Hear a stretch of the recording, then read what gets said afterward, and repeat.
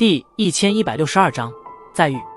能够让那萧炎露出这般表情的，自然是那玄冥宗的少宗主陈贤。他与萧炎并未出现在同一块地方，但没想到却是会在这万药山脉之外撞见。